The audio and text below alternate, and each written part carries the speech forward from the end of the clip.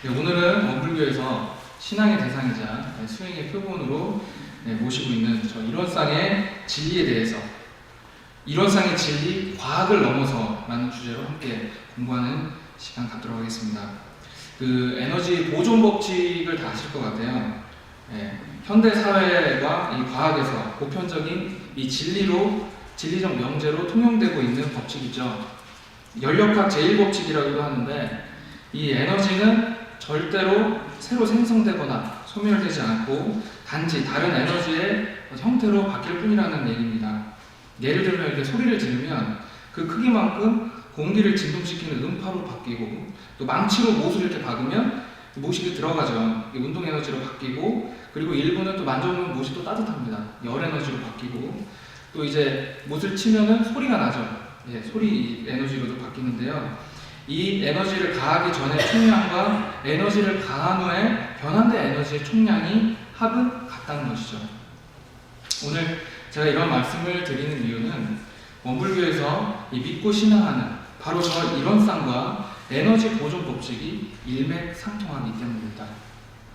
대종사님께서는 지금으로부터 100년 전 4월 28일에 대각을 이루시고, 그 깨달음에 대해 만유가 한 체성이며 만법이 한 근원이로다. 이 가운데 생멸 없는 도와 인과 보응된 이치가 서로 바탕하여 한 뚜렷한 기틀을 이뤘도다 라고 하셨습니다. 이는 진리의 두 가지 측면, 즉 일반적으로 원불교에서 일원상의 진리라고 하는 불생불멸과 인과 보응의 두 가지 진리적 원리를 설명하신 것이며, 이 두 가지 속성이 바로 저 일원상이라는 것입니다. 불생불멸과 인과 보응이라고 밝히신 저 둥그런 일원상의 진리는 쉽게 말해서 불생불멸, 즉 진리의 변하지 않는 성질과 인과 보응이라는 변하는 성질, 둘 다 가지고 있는 양면성을 말합니다. 결국 이는 에너지 보존 법칙과 상통하는데요. 에너지는 아무런 이유 없이, 아무런 까닭 없이 갑자기 생기거나 소멸되지 않습니다. 그것이 바로 어떻게 보면 불생불멸적인 측면과 상통이 되고, 또 그 모든 에너지는 또 생성되거나 소멸되지 않고 계속 변화하면서 이 순환 반복하게 되는 변화의 과정을 거치게 되는데, 그것이 바로 변화, 즉 인과 보응적 측면의 진리성과 합치된다고 볼 수 있습니다. 따라서 저 이론상을 딱 보면 불생불멸과 인과 보응, 그냥 이렇게 멀뚱히 이게 동그라미 이론상이지 한 게 아니라 불생불멸과 인과 보응, 또는 좀 쉽게 진리 인식의 변하지 않는 측면과 변하는 측면, 또 이것을 또 줄이면 이론상 성원문에서도 외웠듯이 유상과 무상의 진리, 이게 딱 이게 들어오시면 좋겠어요. 그래서 원불교 교도라면 저 이론상을 보면서 모든 존재는 변화하며 이것은 변하지 않는다라는 명제를 늘 떠올리며 가까이 하고 신앙과 수행의 표준으로 삼고 있으셔야 합니다.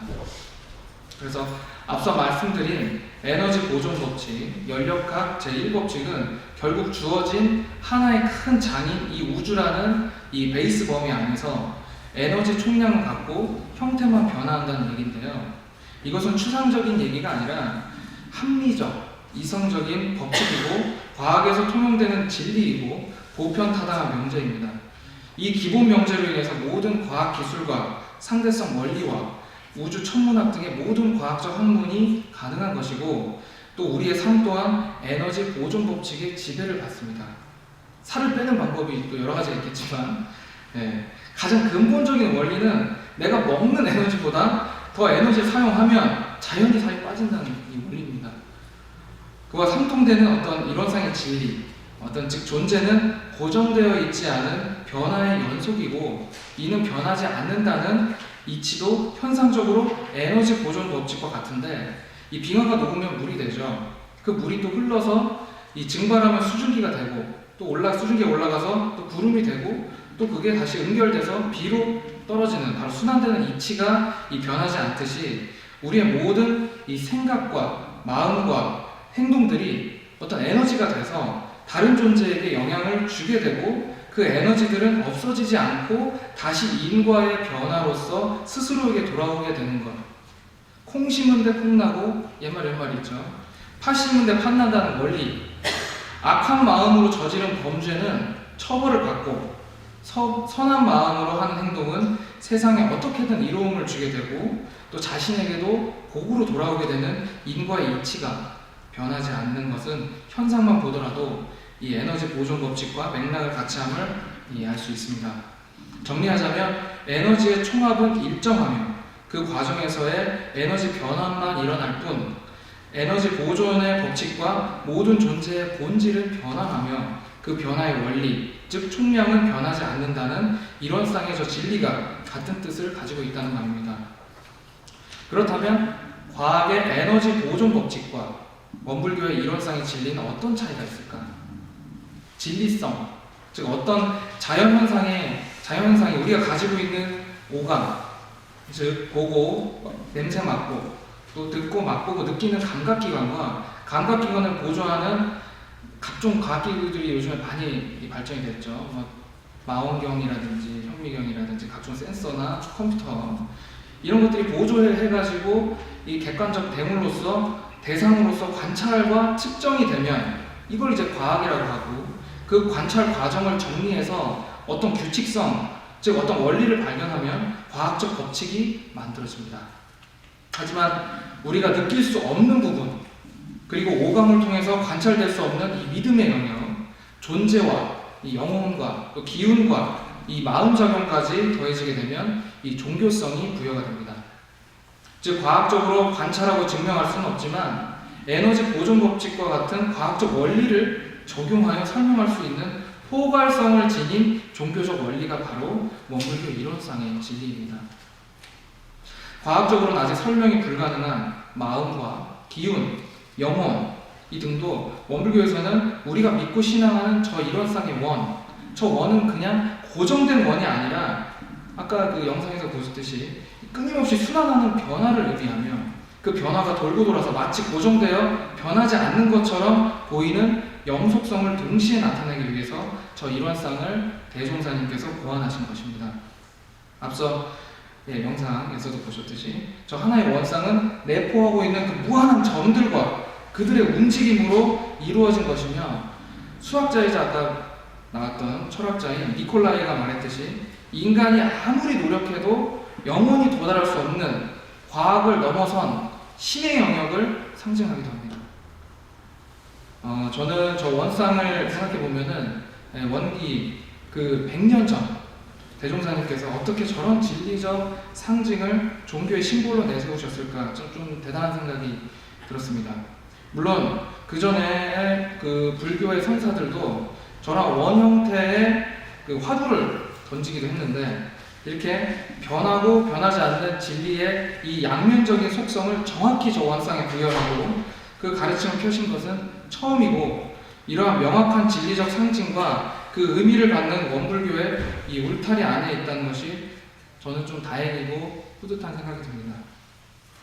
좀 이론상이 좀 달라 보이시지 않나요? 좀 뭔가? 그냥 이렇게 동그랗게 아니라? 그래서 대종사님께서는 저 이론상을 진리의 사진이라고도 하고 교육품 28장에 보면은 저런 진리를 아는 사람을 이론상을 대할 때마다 마치 부모의 사진과 같이 숭배될 것이라고 하셨습니다. 여러 개의 뜬금없는 질문 하나 드리겠습니다. 우리는 어떤 종교를 다니고 있죠? 원불교죠. 갑자기 소심해지시네요. 원불교입니다. 뜬금없죠. 그래서 이제 다음 질문을 드릴게요. 과연 원불교는 무엇을 믿고 뭐 하는 거죠? 대답이 좀 다양할 수 있어요.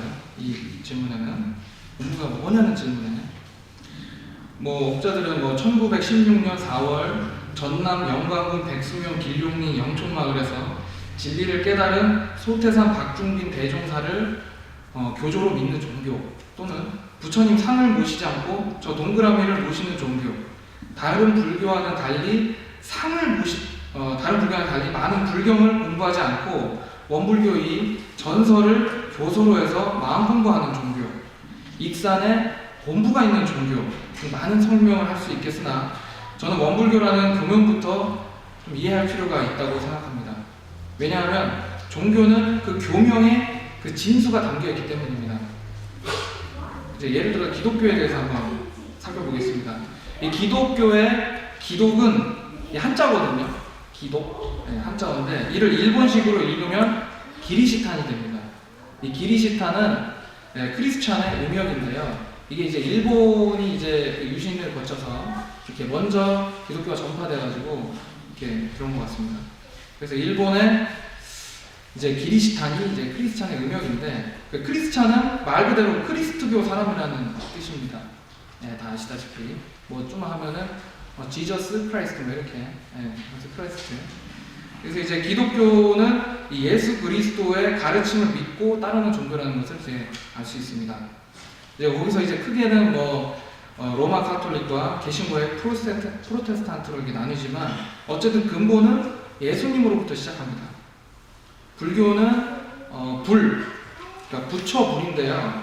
이 불은 범어인 붓다에서 비롯됐습니다. 붓다를 범어 불이라고 하는데 이 글을 붓다를 한자로 이렇게 전파되면서 음역하면은 불타라는 한자를 사용했어요. 붓다를 이제 비슷하게 음역으로 해서 불타라고 이렇게 했는데, 또 뜻을 나타내는 의역은 각자, 깨달을 각자에서 깨달은 자라는 것인데, 보통 의역인 이 각자보다는 이 음역인 불타가 많이 사용이 됐고, 이것이 한국에 들어와서 부처, 불로 통용이 되고 있습니다. 그래서 종합해 보면 깨달은 자, 즉 불, 가르칠 교. 그래서 깨달은 자의 가르침을 믿고 따르는 종교가 바로 불교라고 할 수 있겠습니다. 그러면 원불교는 무엇이냐? 기본 베이스는 이 불교와 같습니다. 그래서 깨달은 자의 가르침을 믿고 따르는 종교인데 무엇인가 다른 것이 있습니다. 바로 앞에 이 원이 들어가죠. 바로 원은 저 원상입니다. 저 원은 뭐라고 앞에 말씀드렸죠? 이론의 진리, 즉 불생불멸과 인과보응의 진리죠. 그래서 불교는 본사인 석가모니불로부터 깨달은 수많은 보살과 조사와 성사님의 말씀인 84,000의 수많은 법문에 따라서 이 종파도 갈리고 많은 가르침이 있으나, 원불교는 저 원자 하나로 인해서 일원, 즉 불생불멸과 인과보응의 진리를 깨달은 자의 가르침을 믿고 따르는 종교라는 점에서 불교보다는 조금 구체적인 느낌을 줍니다. 그래서 저는 원불교는 무슨 종교냐고 물어보면 이 불생불멸과 인과보응의 진리성을 깨닫는 종교라고 말하고, 조금 더 쉽게 우리가 마주하고 있는 이 모든 것들은 변하고 그 변화가 영원히 지속되는 일원상의 진리를 생활 속에서 깨닫고 실천하여 모든 것들이 고정되어 있다는 착각을 벗어나서 마음의 자유를 얻기 위한 종교라고 덧붙입니다. 다시 서두로 돌아가 보겠습니다. 모든 과학에서 가장 근본이 되는 연력학 제1법칙과 원불교의 이 원상의 진리는 상통하다고 말씀드렸습니다. 저 이론이라는 그 우주의 큰 틀 안에서 이 끊임없이 순환하는 에너지의 흐름은 늘 변화하며 그 변화인 인과는 변하지 않는다는 것입니다. 지금 운용되는 모든 과학적이고 이 생리적인 모든 것들은 연력학 제1법칙을 벗어나 있지 않습니다. 우주 안의 모든 것, 그리고 쉽게는 과학과 수학을 포함해서 우리가 사용하는 뭐 자동차, 휴대폰, 우리의 몸, 뭐 농사, 이런 것도 모든 것들이 이 연력학 제1법칙을 벗어남이 없고 동시에 이론의 진리를 벗어남이 없습니다. 이를 일러 합리적이라고도 하고, 합리는 사전적으로 찾아보면은 논리적 원리나 법칙에 잘 부합함 또는 그런 상태를 말한다고 합니다. 따라서 이러한 사고를 합리적 사고 또는 과학적 사고라고도 하는데요. 이걸 좀 쉽게 이 교서에 정산 종사님께서는 합리와 불합리를 일러서 합리란 될 일이요, 불합리란 안 될 일이라고 이렇게 말씀하셨습니다. 결국 합리는 과학적으로 증명되는 될 일이라는 것이고, 정산 종사님께서는 이 합리를 추구하라고 말씀하십니다.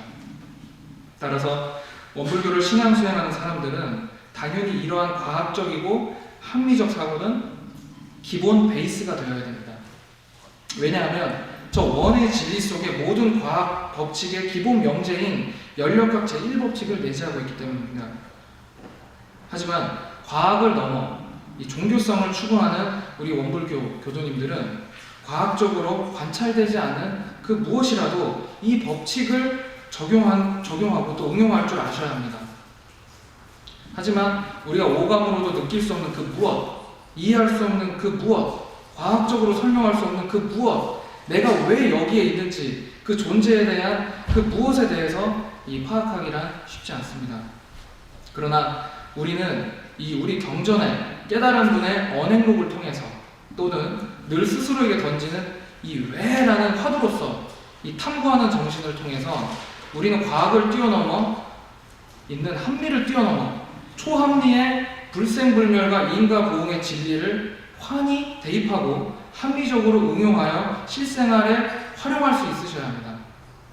대종경 천도품 8장 말씀에 사람의 생사는 비하건대 눈을 떴다 감았다 하는 것과도 같고 숨을 들이쉬었다 내쉬었다 하는 것과도 같고 잠이 들었다 깼다 하는 것과도 같나니 그 조만의 차이는 있을지언정 이치는 같은 바로서 생사가 원래 둘이 아니요 생멸이 원래 없는지라 깨친 사람은 이를 변화로 알고 깨치지 못한 사람은 이를 생사라 하나니라. 우리가 알 수 없고 과학적으로 증명하거나 관찰할 수 없는 이 죽음이라는 명제에 대해서도 대종사님께서는 일생을 변화와 변하지 않는 이치의 이 두 가지 측면에 대해서 말씀해주고 계신 것이죠. 그리고 또한 보이지 않는 이 영의 세계와 그리고 우리 인간관계에 대해서도 이렇게 풀어주십니다. 대종경 인과품 5장을 살펴보면 그 사람이 보지 않고 듣지 않는 곳에서라도 미워하고 욕하지 말라. 천지는 기운이 서로 통하고 있는지라 그 사람 모르게 미워하고 욕 한 번 한 일이라도 기운은 먼저 통하여 상극의 씨가 묻히고 그 사람 모르게 좋게 여기고 칭찬 한 번 한 일이라도 기운은 먼저 통하여 상생의 씨가 묻히었다가 결국 그 연을 만나면 상생의 씨는 좋은 과를 맺고 상극의 씨는 나쁜 과를 맺나니라. 지렁이와 지네는 서로 상극의 기운을 가진지라 그 껍질을 불에 태워보면 두 기운이 서로 뻗지르고 있다가 한 기운이 먼저 사라지는 것을 볼 수 있나니 상극의 기운은 상극의 기운 그대로 상생의 기운은 상생의 기운 그대로 상응되는 이치를 이것으로 알 수 있나니라고 말씀하셨습니다. 저희는 이 전설을 통틀어서 한 경지로 꿰어진 이치가 바로 존재들 간의 에너지를 주고받는 이 변하는 진리와 이 큰 틀이 변하지 않는 불변하는 진리입니다. 이 진리를 깨닫기 위한 마음 공부도 내 자신도 이 내 마음도 고정되어 있지 않고 늘 끊임없이 에너지를 내 내면에서도 주고받으며 변화하고 있음을 자각하는 것에서부터 시작합니다. 그래서 화가 나거나 이 감정이 올라오는 것을 잘 관찰해 보면 내 스스로 이 변하지 않으려고 하는 이 고정되어 있는 삶, 이 나의 울타리, 나의 사상, 나의 생각이 자리 잡고 있고, 그리고 나를 둘러싼 환경과 너 또한 변하지 않을 거라는 이 잘못된 이 믿음이 자리 잡고 있다는 것을 알 수 있습니다. 나 또한, 그리고 나의 믿음도, 그리고 나의 마음도 고정되어 있지 않고 늘 변화하며 이 세상에 절대적인 것, 늘 맞는 것은 없어요.